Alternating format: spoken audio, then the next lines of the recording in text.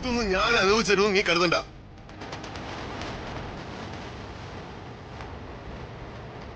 നാട്ടിൽ ഇത്തരം ആക്രമണമൊന്നും ഞാൻ അനുവദിക്കുന്നില്ല. പിന്നെയല്ലേ ഈ വീട്ടില് എത്ര തല്ലിയാലും ഈ ചെറുക്ക് നന്നാവില്ല.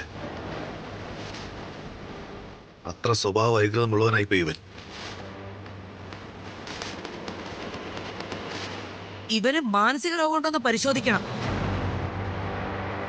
ചില സൈക്കോകളെ എങ്ങനെ കാട്ടാറുള്ളൂ. വീട്ടിലിതൊക്കെ ചെയ്യുന്നവൻ നാട്ടിലിറങ്ങിയാ പിന്നെ എന്തൊക്കെ ചെയ്യും? പിന്നെ നാട്ടുകാർ കൈകാര്യം ചെയ്തോളൂ.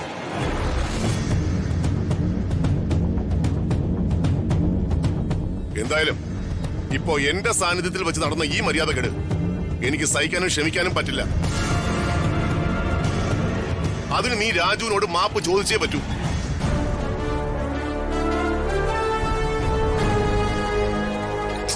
അതൊന്നും വേണ്ട സാറേ. ദീപകിനോട് ഞാൻ ക്ഷമിച്ചിരിക്കുന്നു. അത് നിന്റെ നല്ല മനസ്സ്. പക്ഷേ ഞങ്ങളുടെ മനസ്സ് ശാന്തമാണെങ്കിൽ ഇവൻ മാപ്പ് പറഞ്ഞേ പറ്റൂ.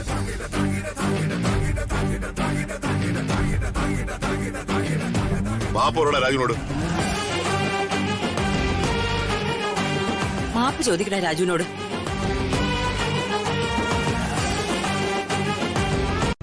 പ്രതാപം പറഞ്ഞു കേട്ടില്ലേ? മാപ്പ് ചോദിക്കാൻ. മേഡം അതൊന്നും വേണ്ട. വേണം രാജു.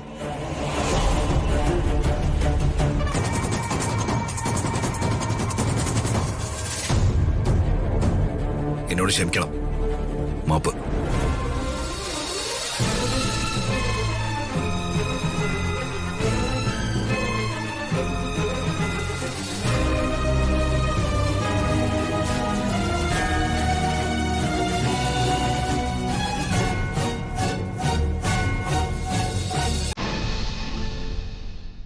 അപ്പോ ഞങ്ങൾ ഇറങ്ങട്ടെ സാർ.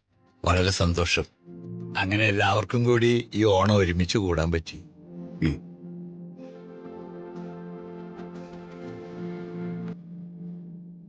പോട്ടെ മാഡം. സന്തോഷായിട്ട് പോയിട്ട് വാ.